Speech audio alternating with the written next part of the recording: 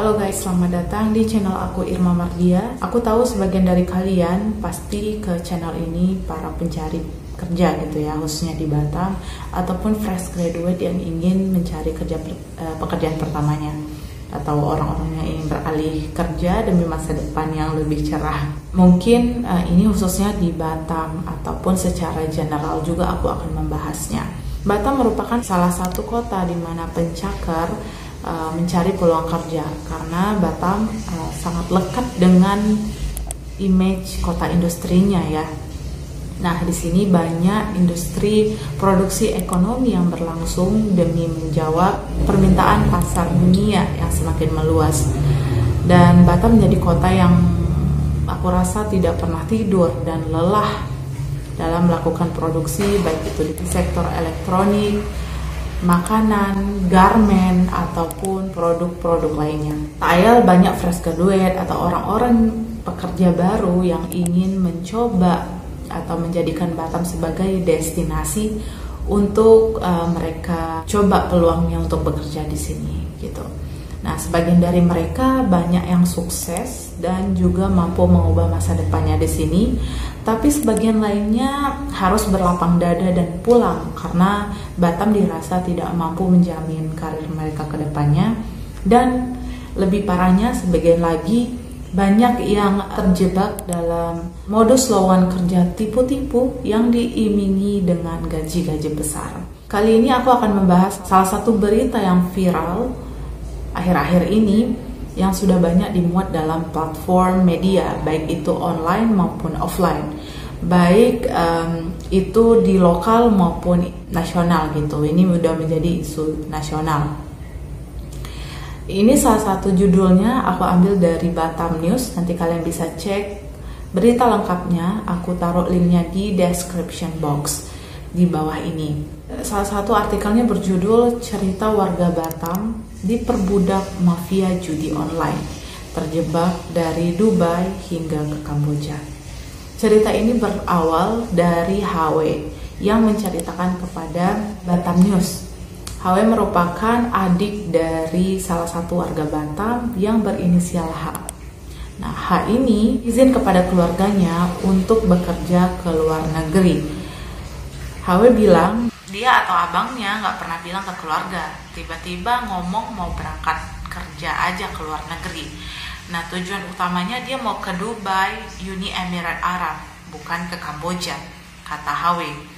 Akhirnya H berangkat pada tanggal 6 Februari 2022 bersama temannya dan juga atas ajakan temannya ini, dan diiming gaji dalam jumlah yang besar. Jadi mereka berangkat menuju Jazirah Arab melalui Jakarta. Nah, sesampainya di Dubai, H ini dipekerjakan di sebuah perusahaan investasi bodong dan judi online dari China. Namun, ia hanya bertahan sebulan di sana karena alasan dia ngerasa kurang nyaman bekerja di sana.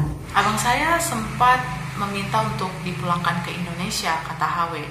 Namun sayangnya perusahaan tempat H bekerja tidak menggubris permintaan si H. Akhirnya si H bekerja ya seadanya aja gitu. Hingga pada akhirnya pada tanggal 14 Agustus 2022, H ini diberangkatkan ke Kamboja bersama satu orang WNI lainnya. Mereka dipekerjakan dengan dalih dipindah lokasi kerja, tapi dari perusahaan yang sama. Sampainya di sana, abang saya nggak langsung disuruh bekerja, namun disekap terlebih dahulu. Saat disekap, lanjut HW, barang-barang milik abang saya seperti handphone pribadi ataupun paspor ditahan oleh pihak perusahaan. Dia diberikan handphone seadanya untuk berkomunikasi. Dan handphone dari perusahaan itu tidak layak. Tak ada kamera karena udah dirusakin sama perusahaannya. Jadi korban benar-benar nggak bisa merekam kejadian lokasi di sana.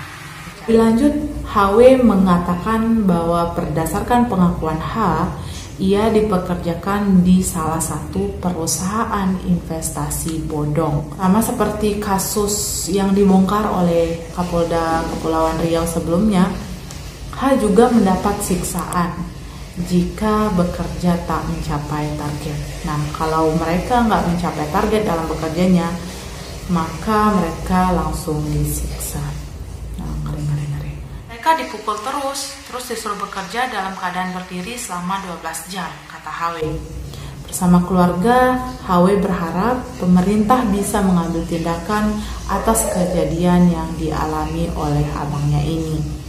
Ia juga berencana melaporkan peristiwa ini ke Polda Kepri.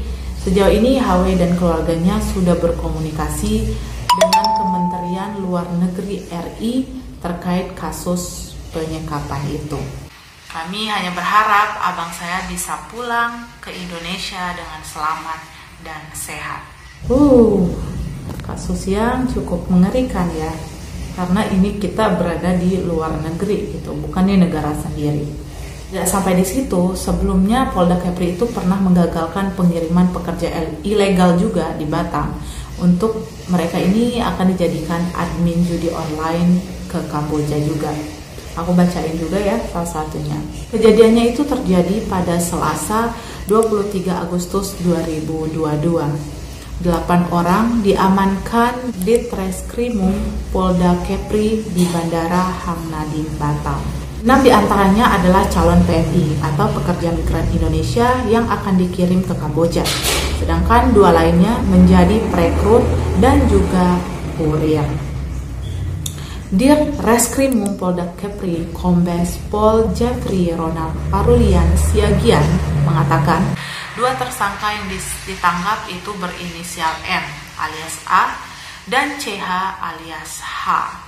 Ke-6 pekerja ini akan diberangkatkan ke Kamboja dalam rangka sebagai pegawai atau operator judi online, ujar Jeffrey kepada wartawan. Menurut Jeffrey, para korban kebanyakan berumur 20 tahunan. Mereka berasal dari luar kota Batam, kemudian mereka berangkat terlebih dahulu dari Jakarta menuju ke Batam. Kemudian nantinya akan diberangkatkan ke Kamboja via Thailand melalui Singapura. Jadi mereka dari luar Batam dulu, mereka dari luar Batam ke Jakarta, kemudian dari Jakarta ke Batam. Nah, dari Batam mereka akan ke Singapura. Kemudian dari Singapura akan pergi ke Thailand dan baru ke Kamboja gitu. Berdasarkan pengakuannya, mereka mendapatkan informasi pekerjaan ini dari sosial media ataupun dari mulut ke mulut. Jadi mereka tertarik, mereka dijanjikan gaji yang cukup besar melalui operator situs judi online katanya. Petugas juga mengamankan barang bukti berupa 6 buah paspor, handphone, uang tunai, dan juga 1 unit mobil Mitsubishi untuk menjemput korban di Bandara Hang Nadiem, Batam.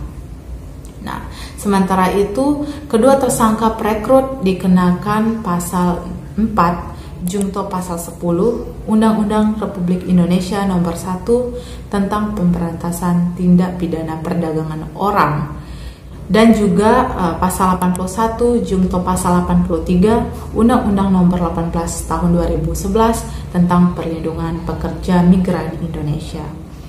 Nah, itu dia teman-teman beberapa kasus yang terjadi akhir-akhir ini yang cukup mengerikan karena mereka banyak termakan iming-imingan untuk mendapat gaji yang besar gitu ya. Nah, jadi kita sebagai para pencari kerja atau fresh graduate harus lebih kritis dan hati-hati dalam mengambil kesempatan bekerja. Bisa jadi kesempatan ini datang kepada kalian, tetapi karena kalian kurang riset ataupun karena kalian termakan manisnya janji-janji para mafia judi online ini, sehingga kalian terjebak dan mengalami kejadian serupa. Cukup mengerikan ya.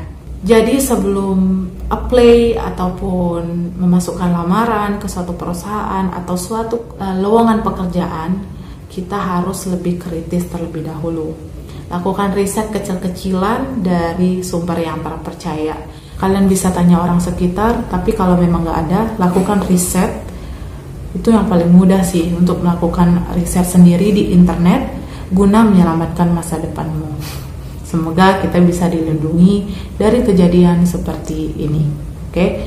Akhir kata, be smart, be kritis, jangan mudah termakan omongan manis para mafia pekerja ilegal yang mengiming-imingi gaji besar di Batam ataupun di luar negeri gitu.